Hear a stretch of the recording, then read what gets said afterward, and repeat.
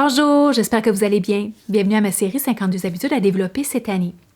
Aujourd'hui, je vous parle d'une habileté qui est extrêmement importante à développer. C'est celle de conserver son énergie.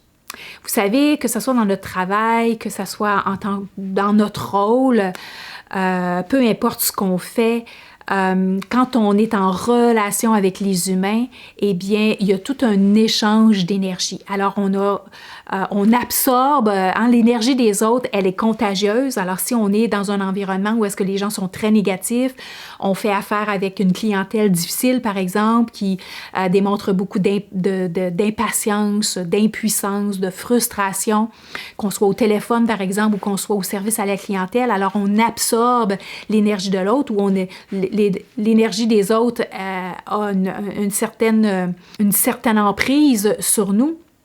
Eh bien, on a besoin à un moment donné de conserver ou en fait de changer cette énergie-là parce qu'on a tendance à l'absorber. Alors, une des premières stratégies qui est importante, c'est de s'imaginer une bulle de protection. Parce qu'en fait, au lieu d'absorber l'énergie de l'autre, on veut que cette énergie-là soit qu'elle rebondisse, OK? Parce qu'en fait, la colère de l'autre, la frustration de l'autre, l'énergie négative de l'autre, l'impuissance ou l'impatience de l'autre ou des autres, ça ne vous appartient pas. Chaque personne est responsable de gérer sa propre émotion ou ses émotions. Donc, vous n'avez pas à gérer l'émotion de l'autre. Vous gérez une situation avec une stratégie, donc des réponses, oui, bien sûr, mais vous n'avez pas à gérer la colère de l'autre. OK? Ça lui appartient. Et vous n'avez pas à absorber la colère de l'autre ou peu importe, n'importe quelle autre émotion. Vous n'avez pas à absorber ça. Donc, vous avez besoin de vous protéger.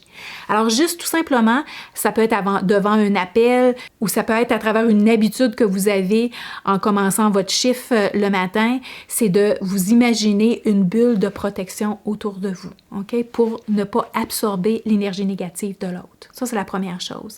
La deuxième chose, c'est que ça vous prend des moments, OK? Surtout si vous êtes dans un environnement où est-ce que c'est très difficile. Donc, que ce soit vos conversations sont difficiles ou que ce soit que votre travail, vous avez constamment à répondre à une clientèle difficile. Donc, vous avez besoin de remonter votre énergie, d'échanger votre énergie. Alors, la deuxième étape, c'est que ça vous prend des moments de pause, que ce soit des vraies pauses où est-ce que vous allez marcher un peu, puis vous allez vraiment prendre une pause, mais ça peut être aussi des moments où est-ce que, tout simplement, vous prenez une pause entre des appels pour respirer, puis dans la respiration, c'est comme si je faisais toute monter l'énergie négative que j'ai peut-être pu absorber parce que je me suis pas protégée, et puis je l'expire.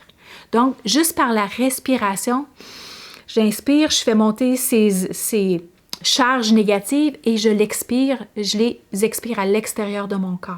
Alors, je fais ça pendant une minute même, ça peut être quelques secondes.